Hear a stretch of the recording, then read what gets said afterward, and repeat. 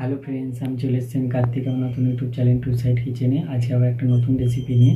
আজকে রেসিপি হচ্ছে পাকা কাঁঠাল দিয়ে জুস বানিয়ে দেখাবো। তো সেটা বানাতে কী কী উপকরণ লাগে আসুন দেখাই।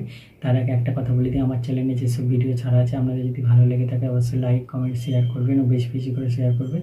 আপনি যদি আমার চ্যানেলে নতুন হয়ে থাকেন প্লিজ সাবস্ক্রাইব করে দেবেন আর নিচে বেল নোটিফিকেশানটা অলে করে দেবেন, যাতে আমার ভিডিও আপনাদের কাছে আগে পৌঁছে যায়। তাহলে চলুন পাকা কাঁঠাল দিয়ে জুস বানাতে কী কী উপকরণ লাগে আসুন দেখাই।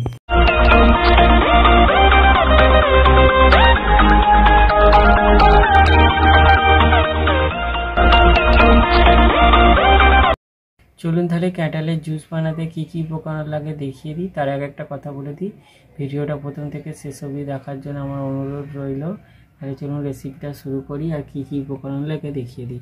এখানে আমি 2 কাপ কাঁঠাল নিয়ে নিয়েছি, এখানে পরিমাণ মতো বরফ নিয়েছি, এখানে একটা লেবুর অর্ধেক কেটে নিয়েছি, একটা কাঁচা লঙ্কা নিয়েছি আর বিট লবণ নিয়েছি। তাহলে চলুন রেসিপিটা শুরু করি।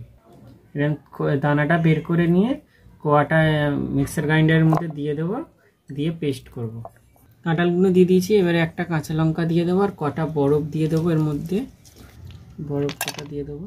এবার পেস্ট করে নেব। পেস্ট করে নিয়েছি, এবার গ্লাসে ঢেলে নেব। গ্লাসের মধ্যে কটা বরফ দিয়ে দেবো, এবার গ্লাসে ঢেলে দেবো। এবার লেবুর রসটা দিয়ে দেবো নিংড়ে। এবার বিট লবণটা দিয়ে দেবো। বিট লবণটা দিয়ে দিয়েছি, এবার ভালো করে গুলে নেব।